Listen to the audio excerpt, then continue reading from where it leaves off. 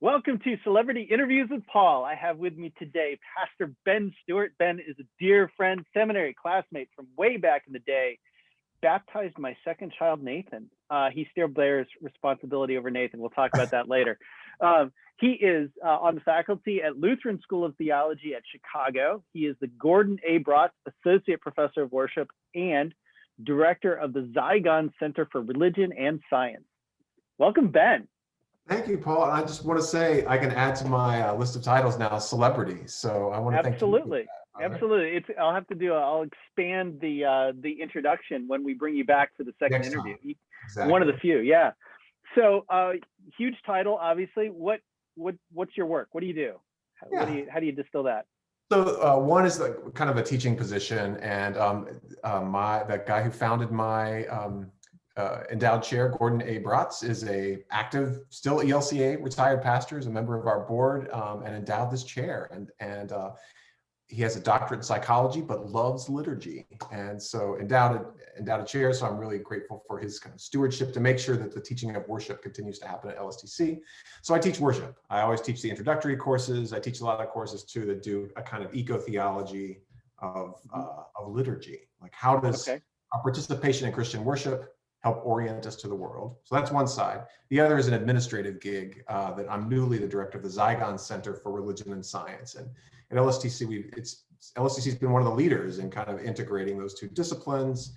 And it's fun to be working on those kind of ways of knowing today. How do we hold together realities, different ways of looking at realities? And I've found it, especially these days with all the concern about how do we know what's true in the news, what's fake news, and what's religion's role in all this.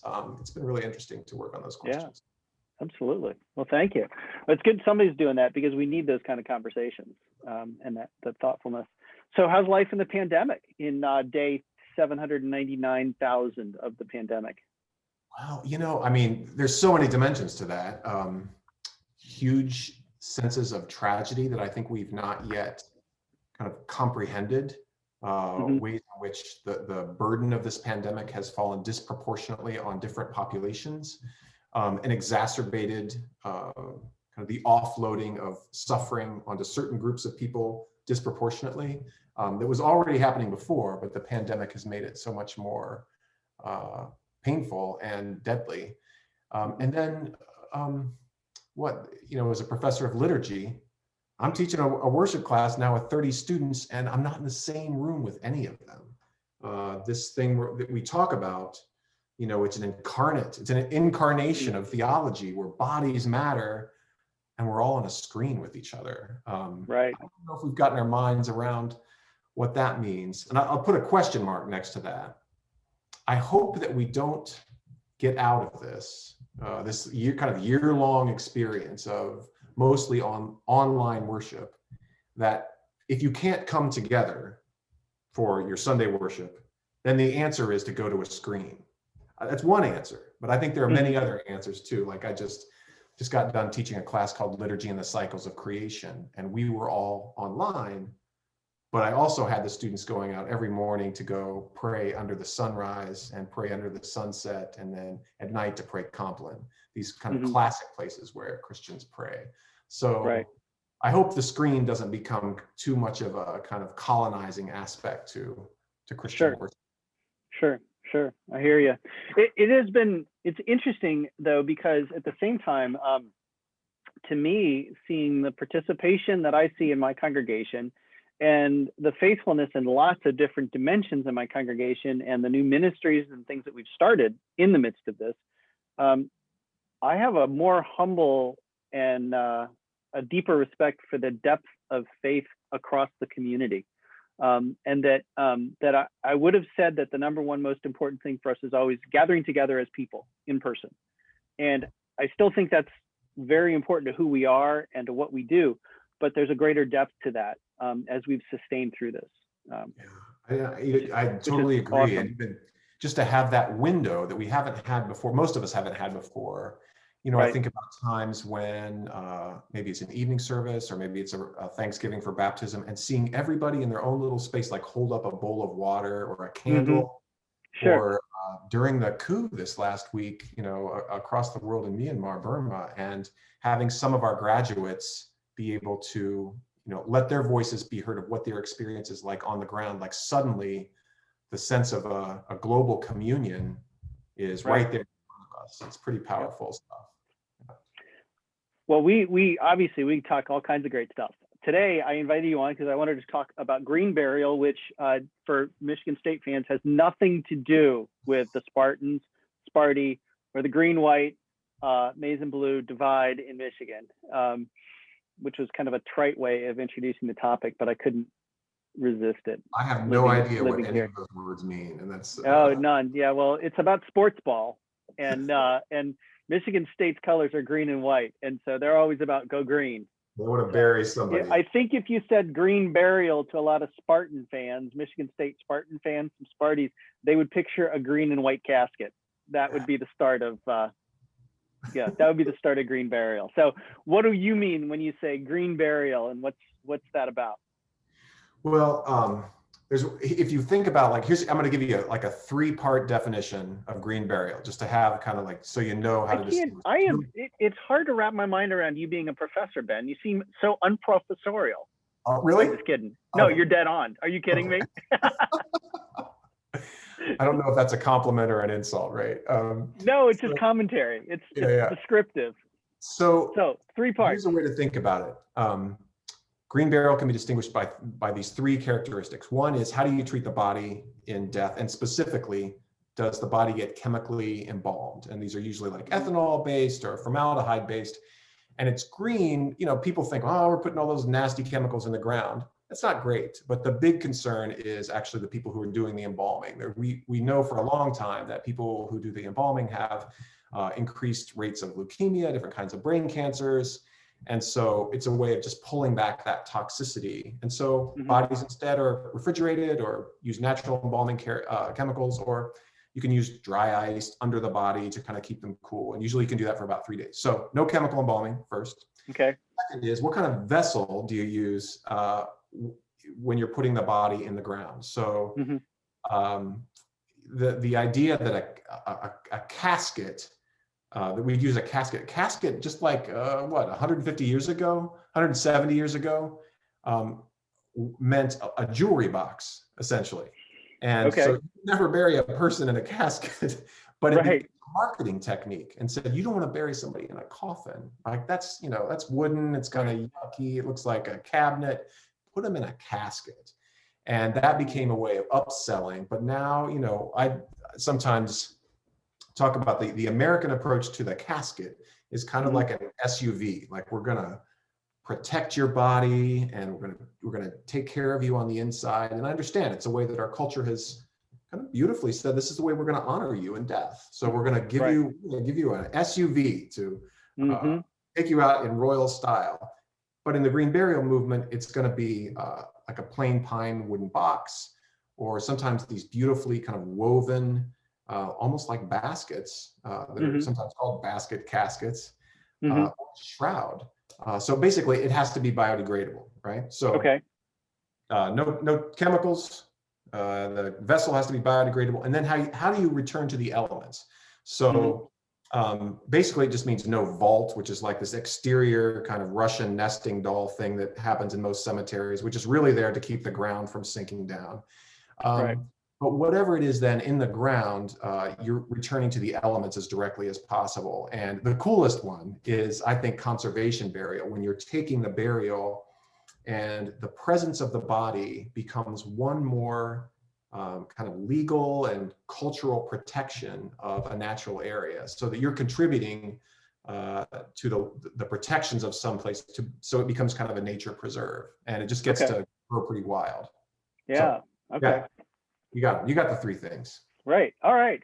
So let me say one more thing about it too. I think you asked, why should Christians pay attention to this? Just the kind of first thing I think about.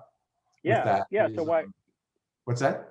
Why does this matter? We can understand on a lot of reasons, but why Christians in particular? Why should Christians care about this? Well, if you think about this question, right, that for better or for worse has been one of the primary ways primary questions that Christianity has wanted to answer. What happens to us when we die, right? Mm-hmm. The first answer, or the most liturgical answer that the church gives, is the funeral. Mm-hmm. So what happens to us when we die? The first answer the church really gives is the funeral. So here's the question I would say, the context of American funeral rites. What's been happening in the American funeral is that the body and the earth have been disappearing. So Tom Long says increasingly the dead have been banned from their own funeral. And so if you compare this to the early church's answer to what happens to us when we die, what they would do, someone would die, usually in the home or wherever it was that they would die, and the community, a little community would gather and they would say prayers and sing songs and then process that body to the earth, to return it to the earth, placing that body in a way that it faced the direction of the rising sun as an anticipation of the new day that God would be bringing upon the earth. They would sing the Benedictus from the Gospel of Luke. In the tender compassion of our God, the dawn from on high shall break upon us, to shine on those who dwell in darkness and the shadow of death, and to guide our feet into the way of peace. And they would return that body to the earth, saying, return to the earth from which you first came. So what happens if the earth disappears from the Christian answer about what the future is? I think that's a pretty provocative question. I was talking to somebody recently, one of the local funeral homes here that started closer into the city. Desmond Funeral Home actually started around the 1918 flu epidemic. And part of the reason it began is because instead of keeping the body at home, people didn't want a flu-ridden dead body in their home. And really, it was out of a public health necessity that helped to begin that funeral home and that funeral practice, which today is morphed into, and they're amazing, faithful, wonderful people at Desmond Funeral Home. Let me be clear. They have been guests on celebrity interviews with Paul, even.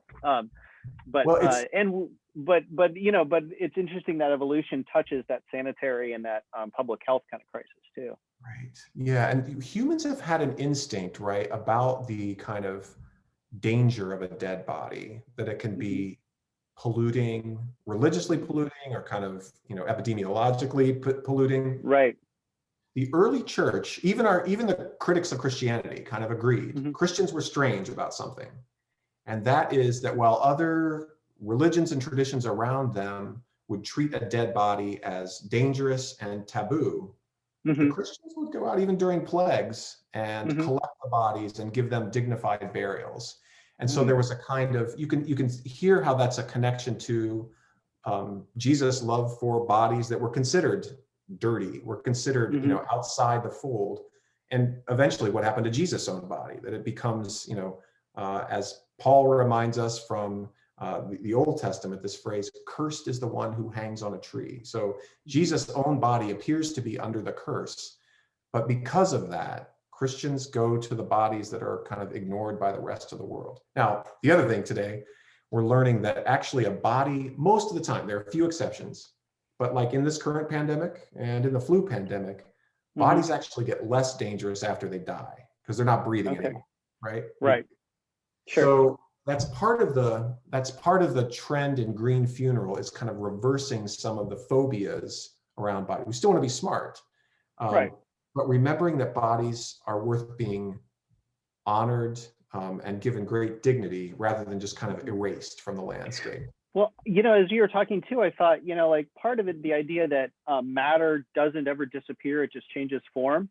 Yeah. And yet, and with the green burial practice, your body can change form and return to the earth and return to that kind of cycle and become, and then you can become something else, right? You can help a tree come into being or whatever, or the grass, but in the American funeral practice with the vault that is hermetically sealed, and then the casket inside it, which is hermetically sealed with a formaldehyde embalmed body inside it, we've paused matter and we sealed it into this little space. And it's almost like, now there's less matter in the universe because of that. It's been taken out of this cycle. It's out of the cycle. Yeah, it's been removed. Yeah, and Paul, it's so wise.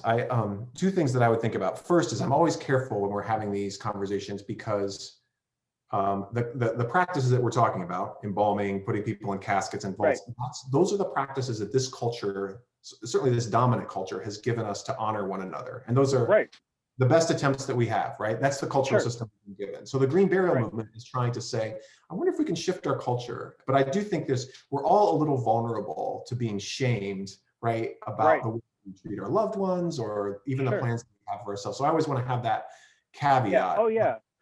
Sometimes green burial can be this really beautiful image of like, you know, be buried like in Psalm 23 and I'll come to rest in the green meadow beside the still water. And it is often really beautiful.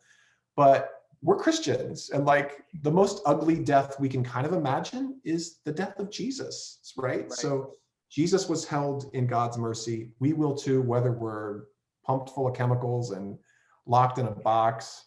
Well, you know, my wife teaches, helps moms nurse babies. And one of her mantras that she returns to with families is you have to do what's right and what works for your family, which is also kind of my mantra for how you do worship in the pandemic. You know, you take the tools you have, the resources at your disposal, and you do the best you can with what you got and what works in your community. And so that's true. That's, you know, what the burial practices that work in your family, they vary regionally too. The way people do things regionally varies. It was different in Virginia. Funeral practices were different in Virginia than in Michigan. The way people did things, and that's okay. That's okay. And we can. So, but what about, you know, cremation? Isn't that the same as green burial? What about that? Why can't we just cremate? Yeah. Well, it's always, so the word cremation, right? It means burning a body, right? Mm-hmm. So when we think about what that looks like, there's all kinds of options. So the first thing I would say is for most of human history, what that has meant is burning someone on a kind of an open air funeral pyre, like you might see today in India. Sure. There's a really cool place where I've done some research out in Colorado, the Crestone funeral pyre. But that's the only public open air cremation space in the United States, just one, right? Mm-hmm. And what my colleague Suzanne Kelly, she gives the name to what Americans practice as cremation. She calls it industrial incineration. and that's pejorative a little pejorative. Yeah. You're in an industrial building most of the time, right? And using a natural gas fired thing. Now, in the green burial movement, that kind of incineration is kind of considered a middle of the road option in terms of how green it could be. The most green is putting a body like ours into the ground in a place where it's going to help preserve a flourishing natural area. So they say like, I think the average cremation is something, you know, like flying halfway across the continent for one person. Okay. So, you know, it's a lot of CO2, but that's not the biggest problem. Suzanne Kelly actually writes that what most concerns her is the way that cremation takes away the fertility of the body in death. That like all of the images of returning dust to dust to become part of the topsoil again, for increased for life again, that goes away. Like I thought about this when you ask about Christians. If you go to an Orthodox funeral today, you may hear these words being spoken as they lower the body into the grave. They speak to the earth. Open wide, O earth, and receive the body formed from you by the hand of God, again returning to you as its mother. What has been made in the divine image, the Creator has already reclaimed. O earth, receive this body as your own. Another version of it says, as we return this body to the womb of the earth from which they are to be born again. So that's a real image of fertility, and like the earth itself mounded up almost like it's pregnant, kind of like we sing many times in church, now the green blade rises, right? This image, the earth returning green again. Just like the resurrection garden in the Gospel of John. Absolutely. Where do you find joy? That's a great question. Well, particularly in the burial stuff, or just in general? This is my go-to singular, like, Where do you find, Oh, like, okay. this is Yeah. all my Great. universal closing question for everybody. Yeah. Where do you find Um, joy? this is on my mind because of that liturgy and the cycles of creation, but this is one of the ones that just rocks my world. So during this class, part of the assignment was you got to go out in the morning and bear witness to the sunrise, whether it's hidden behind clouds or not. And you got to go out when it's time for sunset. And in both of those places, you're praying morning and evening prayer. Okay. And when I have a day, it strikes me how rare this, unfortunately rare this is. When I have a day, when I watch the sunrise, and sometimes it's whatever, it's kind of muted, but sometimes, many times, it's an incredible event. And I'm under that, and I'm singing psalms and hymns that have greeted the rising sun for centuries. And then at the end of the day, I'm singing probably the oldest hymn, maybe the oldest hymn outside of the Bible, Joyous Light of Heavenly Glory. And I'm thinking about the joy of the sun, like Jesus, the joy of Jesus that goes into every darkness. When those two events bookend my day, I almost can't believe I get the privilege of being alive on this planet.